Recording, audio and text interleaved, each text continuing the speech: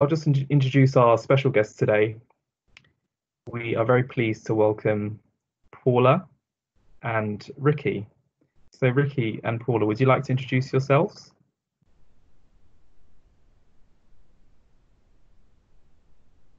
Paula, you start. Thank you. Paula Ogutu, Performance Manager at Essex Hospitals. And we'll be telling you today about our experience with demand and capacity modeling. We'll be talking particularly about a critical review and assurance model we designed when we did the last trust-wide demand and capacity planning at my trust. I'm a graduate of the Train the Trainer program, which is run by obviously the DNC team. And a lot of what we employed during this DNC exercise was obviously learned during that course. I'll let Ricky introduce himself, and then I'll probably tell you a little bit more about my trust. Thanks, Paula. So I'm Ricky McCullough. I work for the elective care improvement support team. So we're a group of senior operational managers who support organisations around England with the elective care standards. So primarily diagnostics, RTT, and cancer. Thank you. I'm Edwin Magombe. I'm from the Demand Capacity Programme. I'll be monitoring the chat box today, so if you post in the chat box, I'll make sure that Ricky or Paula are able to answer the question. Thank you.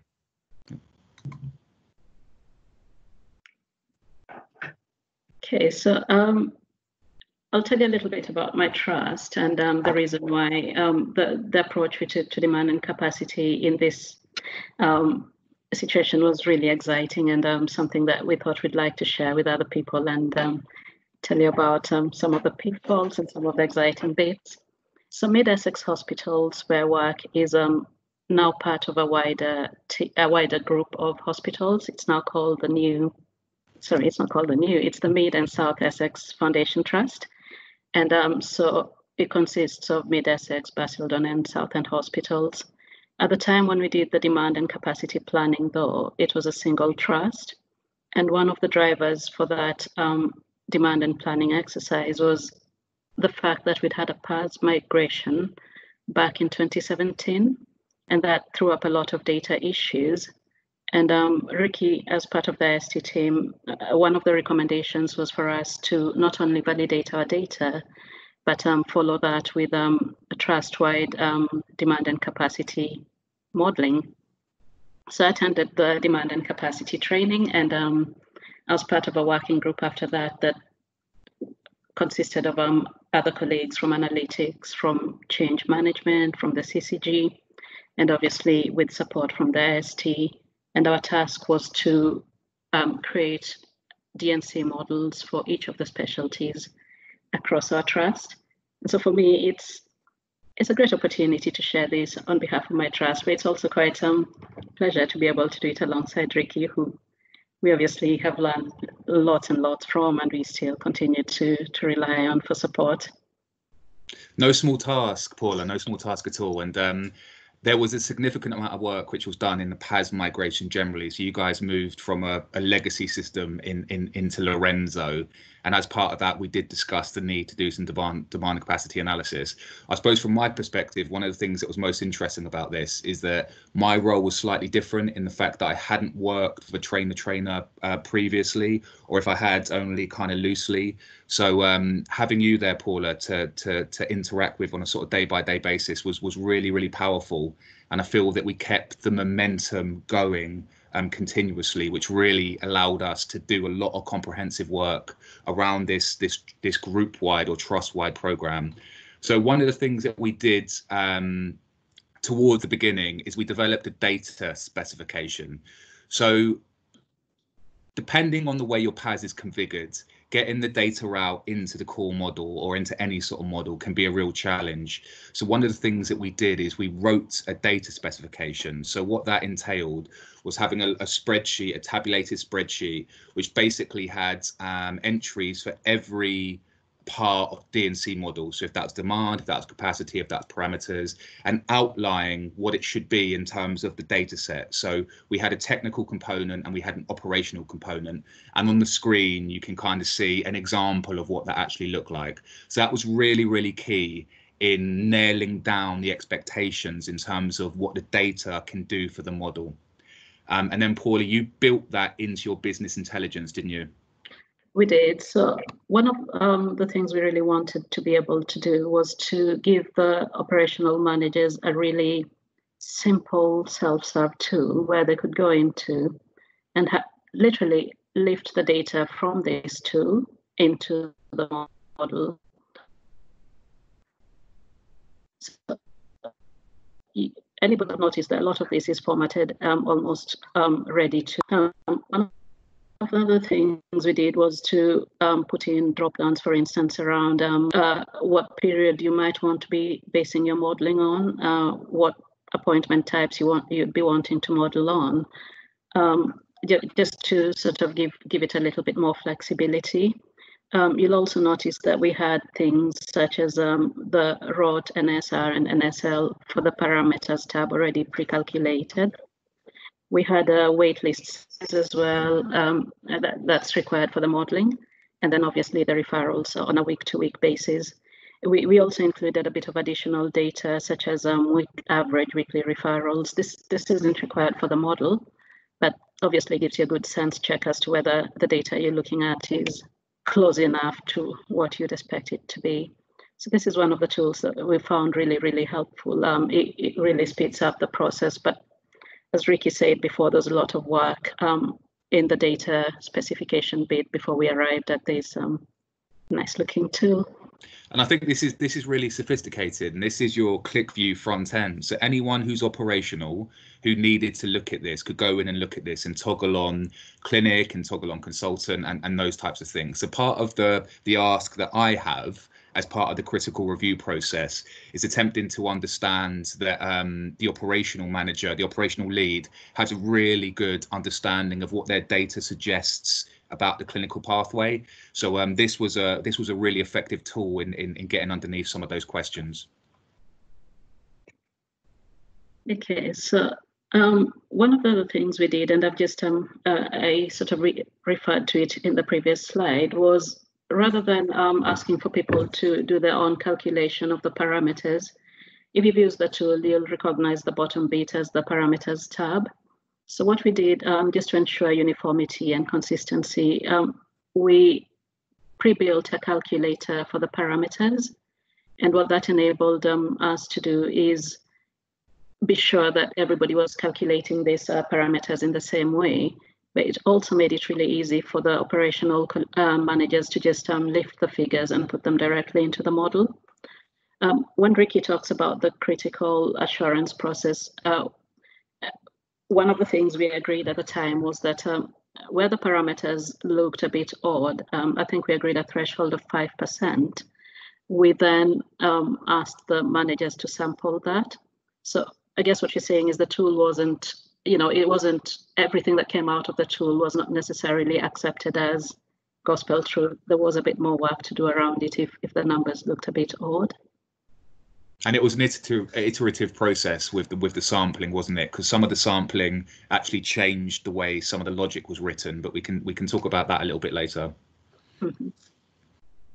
This is an example of a clinic reference table, and the background to this, I think Ricky sort of talked about it a little bit, but our PAS system doesn't allow for the user to input a subspecialty.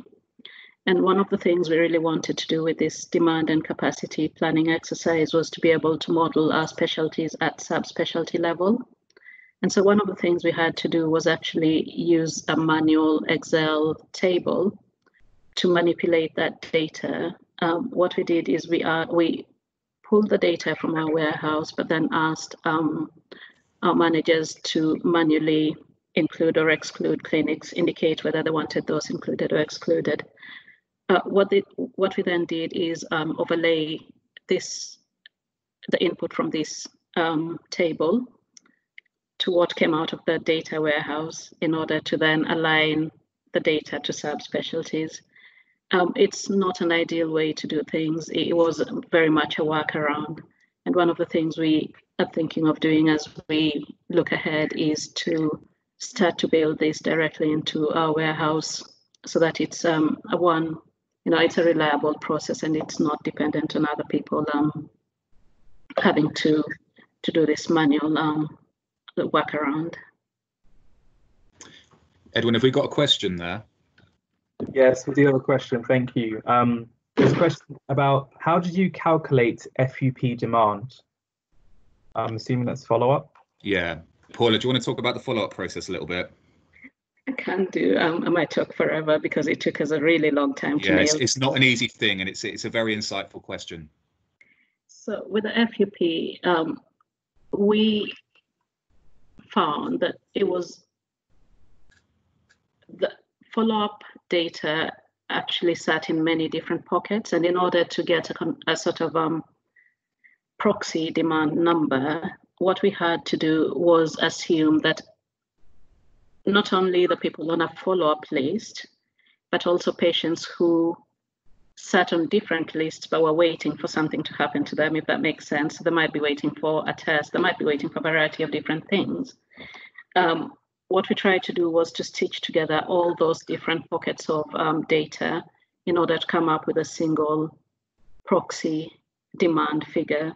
So in fact, I think the slide we looked at when we first started was when we looked at the slide around data specification, that actually did include, it was one of the ways we set it up so that we initially defined all the pockets and then used an SQL script to capture anything else, if that makes sense, and then combine that as a single table. I can talk a little bit more about it to whoever's asked the question because it probably ends up being a bit more technical and long-winded. But I must say it's a proxy number rather than a real number, if that makes sense. It was quite a complicated thing, wasn't it? So you were looking at patients who hadn't had an event yet and patients who were overdue and patients who had an outcome of attendance and no actual follow-up attendance. So there was some real complication there. But yeah, if that person can contact you, I think, if they've got some more detailed questions on that. Yeah, definitely. More than happy to answer them. This is another tool we developed, and this was also developed on the go.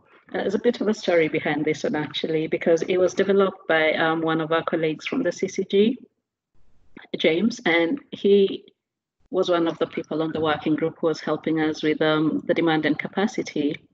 And I sat with James with a couple of operational managers, and we're trying to key in their capacity into the template, into the model itself. And because they were talking and I was keying it in, and there's a lot happening, I think, and there's a lot of variation around their clinics as well. When we finished typing it all in, we had around about 1,000 clinics in there, and we thought, this doesn't work. And so I think James, out of frustration, perhaps, I don't know, went back and he put together this really clever template, which allows the operational colleagues to put in all possible variations around their clinic. So as you can see, it probably got a lot more detail than you need for the actual model. But by putting in this amount of detail, what it does is it takes care of any variations around, for instance, bank holidays, ward commitments, all sorts of variations that might happen on a day-to-day basis. I think the really clever thing about it as well is it's got a calculator at the back. And what that does is it then derives how many weeks that clinic would have been run during the year. And it cuts out a lot of the need for the operational managers to then calculate that manually and makes it a very much a copy and paste job again.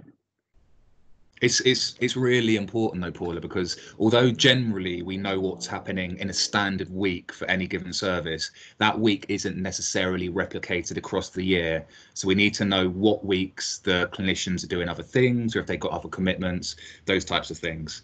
And then we've got this nice diagram, which I quite enjoy. So this is the difference between what people think it looks like and what it really looks like. And what it really looks like is probably more representative of life, if nothing else. But these were some of the challenges that we had to hurdle to get to completed models. So there was a lot of work with the data, a hell of a lot of work. And we needed to revisit the data specification a couple of times to account for the data set.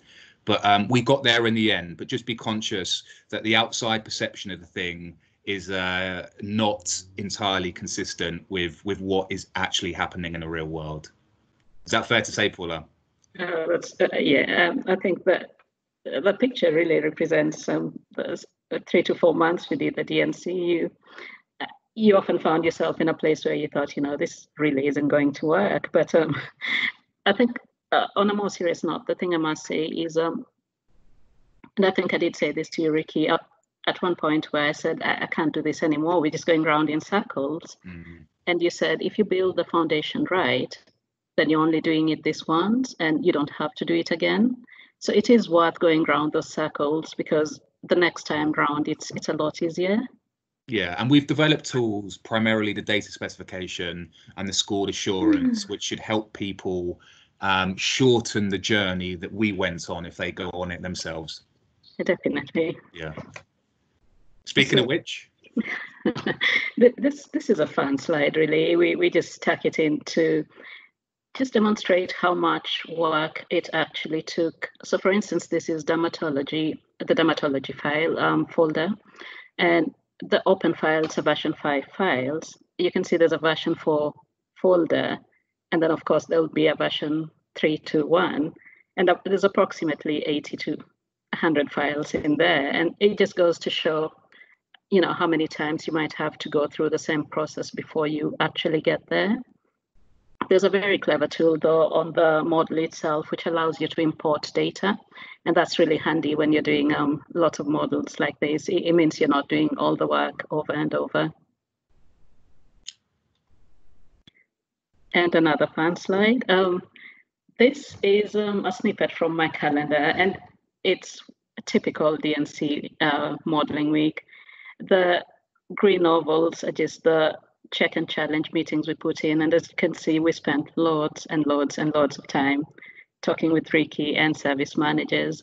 A lot of this was virtual, obviously, and then on Thursday, Ricky would be on site. We didn't include Friday. It was one of the more manic days. But on a more serious note, I think what this goes to demonstrate is it's not a one-person task, and it won't be done straight away. And I think the check and challenge for us, particularly with you, Ricky, was a really, really useful exercise. And one of the things it did for us is, rather than getting to the end of the modeling exercise and finding we'd sort of gone off path and not quite doing what we needed to do, having these sessions in between the modeling really helped us keep focused and sort of identify the key areas we might want to focus on quicker, rather than at the end of the whole exercise. What we didn't put on here, Ricky, is it was actually called the Ricky Inquisition, wasn't it? We just didn't put it in the calendar. Say that again. It was the Ricky Inquisition session. Yeah, I don't put that on the slides, please. The Ricky Inquisition. That'll get me in some trouble. So on a serious note, so the check and challenge is one of the most critical elements of this process, because my role as a subject matter expert in terms of demand and capacity is to attempt to ascertain two things. Firstly, whether the data in the model is behaving in a way which is representative of the clinical pathway. And secondly, to ascertain whether or not the operational lead understands the data in the model as it is representative of the clinical pathway. Those are two entirely separate things. And these check and challenge sessions aim towards assuring myself and Paula, as a subject matter expert, that the people presenting the model to you understand what the model is telling you. Because the process of undertaking demand and capacity is the beginning of the conversation. And whatever the output is, that's the so what bit. And that's the bit that we're interested in. So what? What does this mean? what does that deficit actually articulate to us? Does that mean that we need an entirely new group of resources, consultants, nurses, or does that mean we need to revisit the pathway and think about the way the pathway is laid out? Is there any way we can change that? So it's generally those types of things. So these sessions were really, really important. But suffice it to say, at the end of the day on Thursday, we were all exhausted, emotionally and intellectually, I think it'll be fair to say. So this kind of leads on to the next section of the presentation. So as part of this process, and at MEHT, Paula was undertaking a trust-wide program. So this is massive. Like you saw 15 dermatology models there out of a possible 80, and we were doing that with multiple specialties, like a dozen specialties.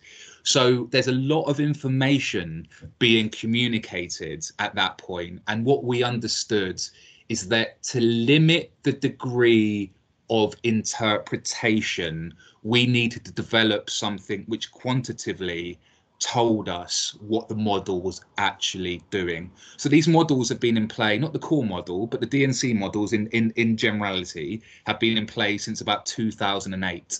So many years. And we kind of identified the position at this point to say, we need to find a way to score this. We need to understand specifically what the model is actually telling us and the quality of the information in that model. So we did so in a couple of different ways. So we developed a process, a critical review process, supported by a critical review and assurance tool. And the tool is intended to provide a basis for decision making. So we spend a lot of time and effort doing a detailed check and challenge with the operational lead and sometimes clinical people, but primarily the operational lead. There's a lot of nuance in those conversations. We spend a lot of time thinking about the parameters, about the DNA rates, about what the data's doing. And when that output is transmitted externally, a lot of the nuance can be lost. So we wanted to find a way that we could say this specifically is the quality of the information that the model is telling you. So what we did is we developed a scored assurance template. So Paula and I put this together, formed on the basis of key lines of inquiry. So you can see one section, example section there, and this isn't available on the IST Futures Hub if you want to see it, and we can share it with you. But we outlined some key lines of inquiry and also some rationalizations of those key lines of inquiry. So we'll just look at one, for example. So item number one is, to what extent is the total demand entering the service recognizable to the operational lead for the service? And the rationalization is the operational lead needs to demonstrate an understanding of their demand, including referral source, priority split, and weekly averages. So we've got key lines of inquiry for every section of the model, and they fall into three camps generally. There's something about operational assurance, so the understanding of the operational manager. There's something about sampling, and we'll talk about that, Paula will talk about that in a few minutes. And there's something around a subject matter expert signing off. So operational element, sampling element, subject matter expert element. So we developed this, and it's got a scoring system, as you can see. So 0 is does not compute, 1 is partially assured, 3 is credibly assured. So that is how our scoring system works. And Paul is going to talk about the summary page in a few seconds. But the point here is we developed this system to measure the data and integrity of the output of the model. So that was really key. That was really key in this process. It was. Before I talk about the sampling, Ricky, shall we pause for some questions and then proceed? Let's do it. Have we got any questions in the chat there? Yes, we've got a few questions. Thank you, everyone. Ricky, you touched upon this before, but how many models did you end up with if you work at a subspeciality level? I don't know, Paula, get that one. It kind of depends on your clinical pathway, doesn't it? If you're talking about something, and I'll hand over to Paula in a second, but just generally speaking, if you're dealing with something like T&O, every body part is a separate model. If you're talking about something like ophthalmology, the different conditions are different models. If you're talking about sort of gastroenterology, a similar type of thing. So it depends on your clinical model But Paula, do you want to speak specifically about that at MEHT? Yeah, agree with you, Ricky. I think it very much depends on the specialty, but I guess the key thing we spoke about, and it's really what drives the subspecialty modeling, is particularly for specialties that have very special, can't say all this, it's very specific capacity aligned to a subspecialty. It's quite important to make sure that that's a separate model. So just to give an example, a very loose example, as Ricky said about TNO, you might have a surgeon that does only hands. You don't want to align that capacity to hips, for instance, and that's why you need you want a subspecialty level model that only looks at demand for hands and capacity for hands. And I think the way the capacity is set up in your specialty will very much drive how many subspecialties you end up with.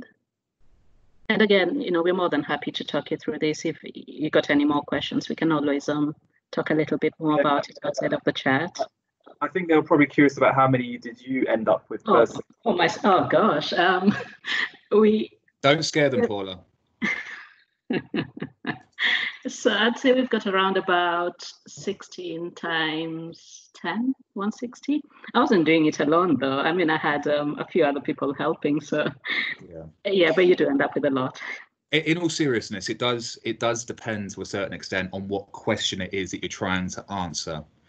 So if you want to know in totality what the service deficit is, then you can get away with one model, but you need to recognize that the richness of that information is not going to be operationally usable. If you want an operationally usable series of models, then you need to be thinking about the golden rule is whatever rule applies to the demand also has to apply to the capacity. So as soon as you get yourself into a position where different clinicians do different things and can only do different things, operationally, you want to get to a position where you're able to break that down to a granular level.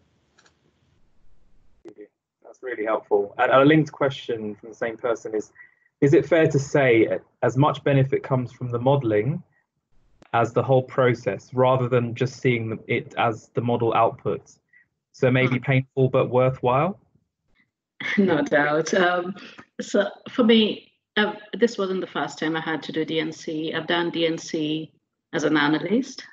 That was really frustrating because you turn up with a number and nobody believes you. I've done DNC supporting operational managers, and you're given a number that you have to make work, which is equally frustrating. And doing it this way for me was magic, really, because you've got everybody coming along with you and you're taking them along with you every step of the journey. And so it's not really the number that counts at the end of the day. It's more that we all agreed, we all know how we're deriving this number, and it's almost a shared number rather than one that you've been given to work with, if that makes any sense. Yeah. So it's definitely worth the pain. I think the process for me, Paul, is really interesting because I do a lot of this, obviously, as you do. And a big part of this is attempting to get the operational lead as close to their clinical pathway as they possibly can be. And many operational managers are very close to the operational pathway, but some of them might not be. And particularly during the check and challenge, when you're really pushing those questions, what's your DNA rate? What's the straight to test component? Do you have community services? It really crystallizes the thinking about the clinical pathway, because if you don't understand the functional mechanics of the clinical pathway, like what happens to patients or what is the potential for patients at each step, then you can't really get this right. And I feel like at your trust, Paula, there are a number of people, operational people, who really actually, somewhat sadly, grew to love this process because it afforded them the opportunity to ask questions which they'd never asked before. Yeah, definitely. Thank you for that. That's a really good answer there. Another question, was the modelling done pre-COVID? Was it adapted post-COVID? Well, good question. Yes. So all of these models were done pre-COVID. And just as Ricky was saying, post-COVID, surprisingly, because things had changed and people were suddenly, they couldn't use the models they'd used before, but really needed to know what next. We had quite a lot of questions and people coming to say, can we do this again? Can we do it post-COVID? And very, very fortunately, the DNC team, obviously, the national DNC team were thinking the same thing. And so there was the new post-COVID model, I think it's the 3.4. And that's really, really handy, because what it does is, rather than modeling over the annual period, it actually steps up your demand. It tries to mimic what your demand might be post-COVID and how it grows over time. And so for some of the specialties in my trust, we've actually done a second bit of modeling. I think we've got one of the slides right at the end we'll show you. But for me, what struck me is going back again to that, that long-winded journey and the data specification and doing all that prep. It meant that, say, when Andy from dermatology called and said, can I have a model?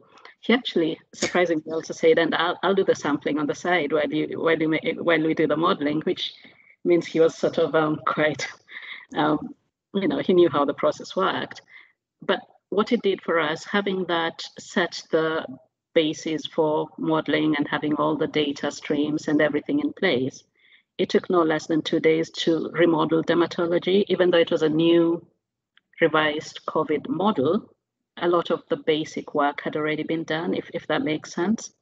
And so it is, I think, once you've set the bases and the key data sets you need for these, it doesn't really matter what model you're working on or what the circumstances are. You can very quickly adapt to whatever model. And it will probably be fair to say, Paula, without wanting to put words in Edwin's mouth, perhaps, that the team were about to publish the latest version of their core model, if that's what it's still going to be called, with some scenario planning components, and that's going to be key, because what we know is that there's been disruption to all of the baselines. The demand baseline has been disrupted due to the way that referrals are being made. The capacity baseline has been disrupted due to the need to reduce capacity for PPE and social distancing. So when the new version of the model comes out in the next week or so, there will be a scenario planning component, which is going to be really pertinent towards saying, what if this, what if that, what if demand changes like this, what if capacity changes like that. So there's some good stuff to come on that front. Thanks, Ricky. Yeah, you did preempt my comment, which is, at the end we'll signpost to various links, and on our future NHS platform we have the latest version of the updated core model, the one that Paula will show you later, that how she used it. And we'll invite you all to join that platform if you're not there already. But it's something that we're working on. And there is one final question which was touched upon already. Is there best practice on follow-up modelling that you could gather together for a future session? That's a really good question. So on the IST Futures platform, which is our website, I've posted a guide to modelling follow-ups, and it's done as an intensity scale, because I appreciate that the data can be really tricky. So there's a low intensity, a medium intensity, and a high intensity. Edwin, I don't know if it's worth me sort of sending that to you so you can share that. Yeah, we can send it with the slides. So I'll do that. Yeah, so we do have some thoughts on how you go about modelling follow-ups. Yeah, and I think that's really good feedback. So thank you for that. And I'll make a note of that. Perhaps we can do a session just on follow-ups, because it is a question that does get asked. And you can use the tools to do follow-ups. It's just it's useful to know that we could do a bit more about explaining how to do that. Thank you. Cool. Paula, did you want to talk a little bit about the sampling? Yeah, so we've touched on sampling, as we've come along. But one of the things we found was, because it was an automated data feed, sometimes what came through was not instantly recognized by operational colleagues. And one of the things we set out to do is, just in order for everybody to be happy and be assured that we were looking at the same numbers and they were reflective of the operational processes, we agreed that in any case where there was greater than 5% for the parameters, And I think for the demand for any of the cases where we had spikes in the SPC charts and anything that really didn't neatly fall into what we thought was normal would be sampled. So what we did was we initially started off by asking our managers to sample about 3% of data. But over time, what we found, as Ricky was saying, because there's so many models and so many different things that needed to be looked at, we put together this template, which I haven't put all the detail on, but then what it does is on the first tab, it defines exactly what you will be sampling, so what you'd be looking for. Just to give an example, for instance, if you are sampling ROT for the parameters page, it tells you what to look for. So you're looking for patients who were never appointed and subsequently removed. And it tells you exactly what to look for on the PAS system. But the other thing we were quite conscious about was we needed a sort of assurance about how many compliant records there were. So the little tables on the right, that is really a summary of the sampling exercise. So as you can see in this case, they had a data set that had about 500 records on it. The recommendation was to sample 15, which constitutes about 3%. There were 10 compliant records, but then there were five non-compliant records, which came to 67%. And for us, that was also questionable because with the sampling, if you're sampling data, you really do want a high assurance level. You want a large number of the records to be compliant. And so again, this was a very reiterative process where we had to say, if it wasn't compliant, please just check again and make sure that we haven't missed anything in the data feeds or the operational process is working as it is. It's a really handy template because it's got a lot of, the ability for you to put in your patient details and a lot of other calculations. So a lot of these we didn't expect the managers to do on their own, but it gave us a sense as to whether or not the sampling had been successful or not. And it's probably fair to say, Paula, we would have liked those numbers to have been bigger, meaning the numbers sampled, but we were doing this at scale, and there were a number of sections of the model which needed to be sampling. So quite quickly that adds up for the operational lead, and obviously they've got other things to do. The most sort of interesting bit about this for me was that one of the things that we used the sampling to do is to feed back to the information team so they could make tweaks to the script, the SQL script. So the SQL script, for those who don't know, is the code which pulls the data. So we were able to use the sampling to refine the SQL script to make the data more sophisticated. So that once again was an iterative process, but it was quite powerful. Yes, certainly.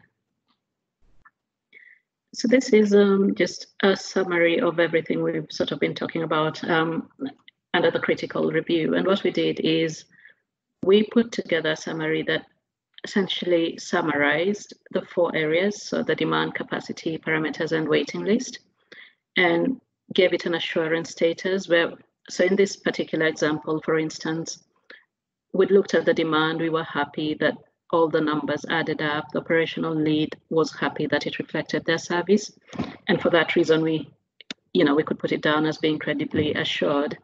You can see the parameters were only partially assured. And that's because following the sampling, we still needed to do a bit more work. We were not very confident that the numbers coming through were as expected. We did have a sign-off section where we all agreed on what we had found. But I think the really useful thing in this one was the fact that we also identified what risks we had found, how we plan to mitigate those risks, and also the next steps that we had all agreed on for following the modeling. So this really went to drive then the action plans that were put in place. So as you can see in this example, for instance, we recommended something around overbooking as a short-term measure. We agreed with the service manager that it would be a good idea to look at the existing templates and maybe just make sure that those were actually working in the right way to meet their demand. And then obviously with a lot of these, the recommendation had been to review the model in 6 months with the assumption that 6 months is a reasonable period to sort of make any changes you would need to make before running a new model. This summary page, as well as the assurance model, we stuck into the actual models we built, because one of our worries was the Excel model getting separated from the assurance bit.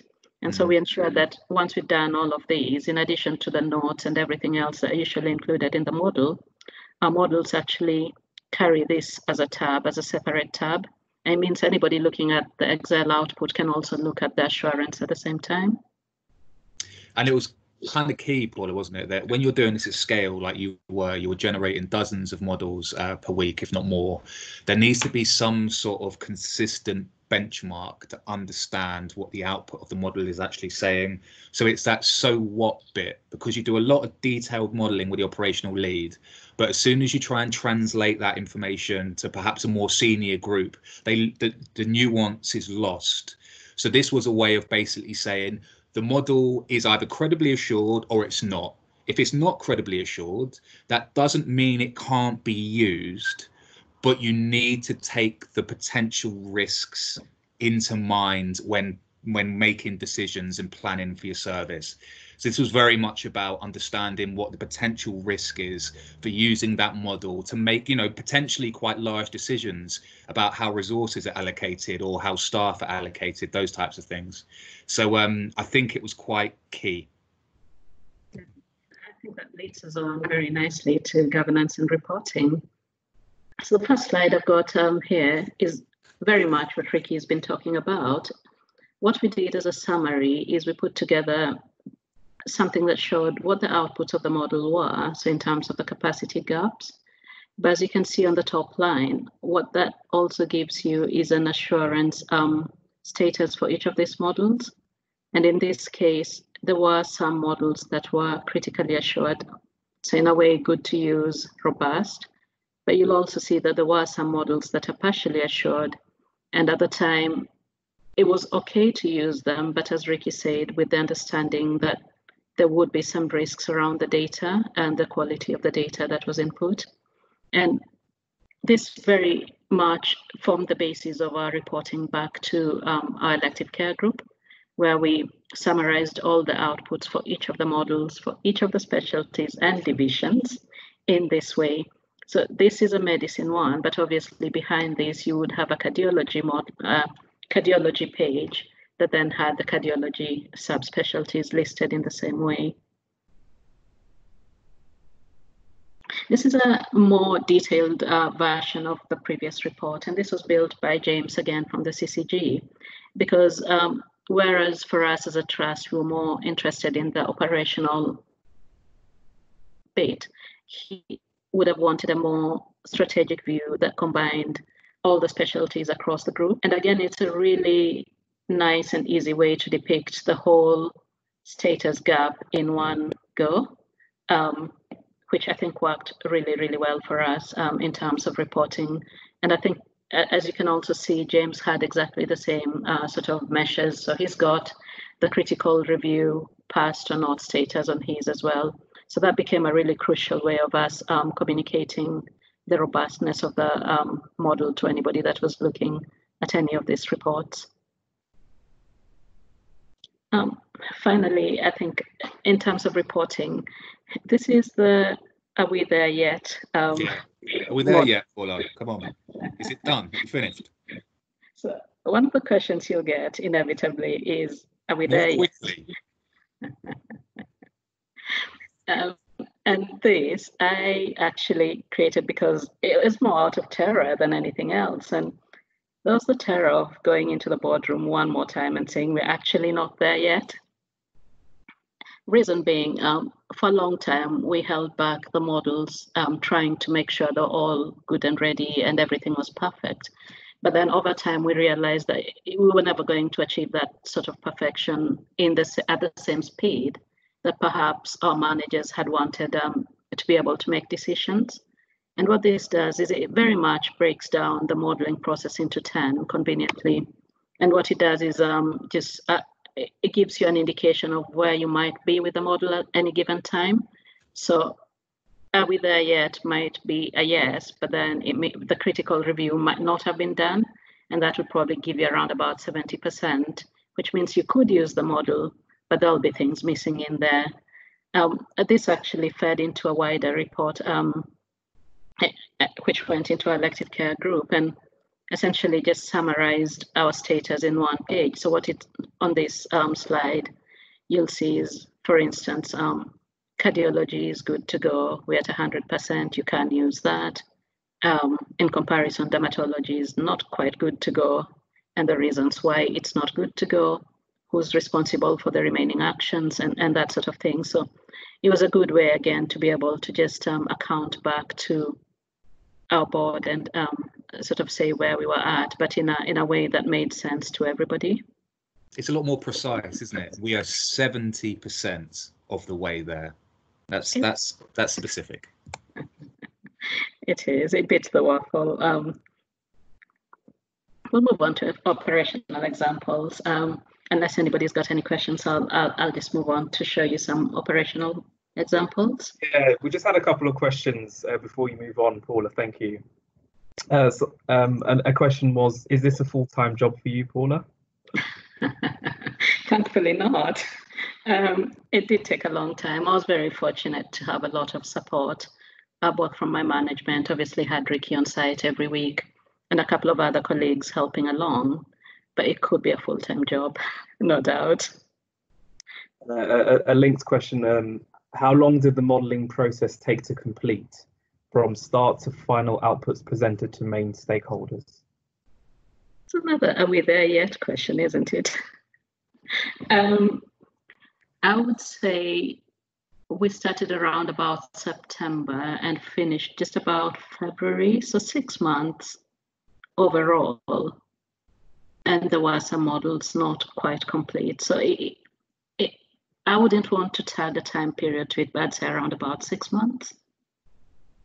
It's probably important to sort of mention, Paula, there that would be the sort of group of models, wasn't it? So when we got into our flow, you could turn a model around in a week, 2 weeks, something like that. I suppose, yeah, you're right, Ricky. The background work, the data spec, and making sure everything works okay. So that was a couple of months, wasn't it? Yeah, that takes a lot more time than the actual building of the model, but then it's crucial in then building up that speed because you then have everything in place.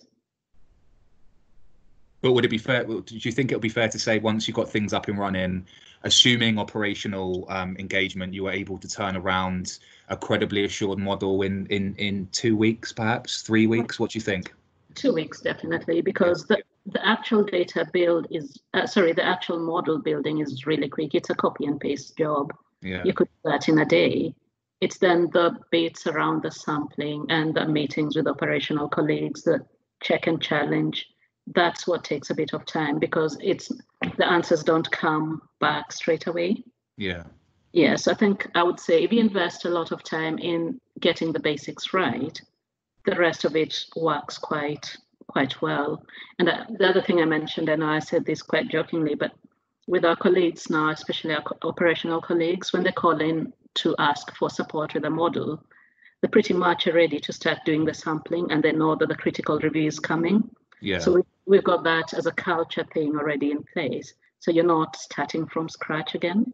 And Paula, would it be fair to say, and I hope I'm not hedging my bets too much here, but part of us being here discussing this with our colleagues is the fact that we've gone down many tangents and side roads and these types of things. If we were to go in now with all of the tools that we've developed at the ends of the process, so the data specification, the scored assurance, the sampling, all these types of things, I think that 6 months, in my view, Paula, could probably be 2 months. Definitely. And I think part of the reason we really wanted to do this presentation, and Ricky, we said, is there's no point having everybody else going in those circles we did. No, you don't have to reinvent the wheel every single time. We're bad at that in the NHS generally. Yeah, so a lot of these Excel templates, the things that are really easy to build. So I think, yes, if you had everything in place, it would be a much quicker process. Yeah, okay. Yeah. Mm-hmm. Right, on to some modern art. Oh, sorry, Edwin, is there any more questions? No, back to you. Back to you, Yep. Thank you. On to some modern art. So we made an attempt at getting operational colleagues to tell us about their pathways. I made the mistake of getting Ricky to document this, and and it was a mistake, clearly. Yeah, so as you can see to the right, sorry, to the left, cardiology, straightforward. Ophthalmology, I think we ran out of paper, basically, Ricky, because basically, yeah, it was so complex. But I guess the message behind this really. Oh, I'm back. Sorry. Yeah, okay. Right. Yeah, it takes time, and it's complicated. It never is as straightforward as you think it will be until you get in there. And Paula, my sort of thinking on this, and I alluded to this earlier in my comment, is the operational lead, and hopefully commonly they will, but the operational lead really needs to understand the nitty-gritty of the clinical pathway to really replicate it effectively in the DNC model. And part of my role in this process was getting the operational leads to a position where they really did understand the sort of fine elements of the pathway, so that they could accurately represent that pathway during the check and challenge process. Yeah, definitely. Okay. A couple more operational examples. So this is an extract from the allergy model. I won't go through all of it, but I think at the end of the modeling exercise, what we concluded was that allergy only needed an additional slot to meet their 65th percentile of demand. And in this case, what their action plan ended up being was more or less a review of their follow-up waiting list and just getting to, I guess the point was they didn't need to go out and put in more slots. It was more a review job than anything else. It just goes to show that sometimes DNC is not always about give me more. It's more about just reviewing what you already have in place. It's the pathway design element, as as we just suggested. Is once you really start looking at your pathway, there are things that you can do to speed things up generally. Yeah, sure. Yeah. And the next slide we've got is a very similar picture. This is nephrology. And at the end of the DNC, we also came to a conclusion that actually it was more about the nature of their patients and the way they'd set up their clinic templates that didn't quite match the kind of demand that was coming in. And the conclusion we came to, again, in a similar way, was that they didn't necessarily need more capacity. They just needed to realign their capacity in a different way. And as you can see, like in this example, we gave them a short-term, or we agreed a short-term measure, which was overbooking, with a view of doing a more a full review of their templates and then aligning their demand and capacity properly. So this is another example of not exactly having to put in more capacity, but just realigning the way capacity was being allocated. I'll show you the next one. And this is cardiology, an extract from the cardiology model. So as we said before, one of the things we were quite keen to make sure was correct was the ROT, NSR, and NSL. But in this case, for cardiology, what we found is they came up with a ROT of 30%, which initially Ricky said, no way, that isn't, we can't accept that. But then after we sampled, we actually found, because they had a straight to test pathway, that 30% was reflective of their service. And this just goes to show that sometimes the number may look odd, but actually works. And for me, it's the confidence in presenting a 30% ROT rate with a lot of evidence behind it. So you know that the number isn't what people would expect, but then you've got the evidence to support, why the number looks as it does. So in this case, Paula, it's fair to say that this was the first outpatient model, and technically, if you're triaging to straight to test, so echocardiography or whatever it is, technically from the outpatient's model, that is a removal other than treatment, because you're not going to use the capacity in clinic. So that's an important thing to note. And finally, this is an extract from our new, the most recent dermatology model. So as we said before, dermatology is one of the specialties that very quickly discovered they would need to remodel their service, primarily because they rely on face-to-face appointments. And during COVID, that quickly became a restraint. So together with Andy, who's the dermatology manager, we worked with Keith as well in the DNC team just to help us understand the ins and outs of this model. And we put together this, which is based on the new 3.4 version of the model.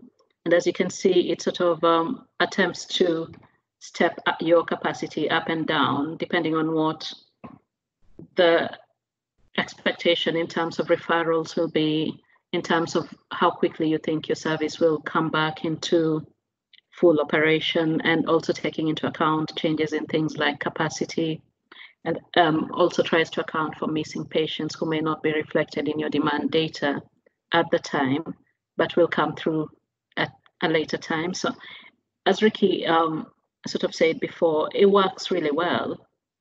The only thing we've spoken about is the fact that it may work better with scenarios in this, because with COVID, things are changing really quickly, and it tends to be quite difficult to capture all of it in a single model.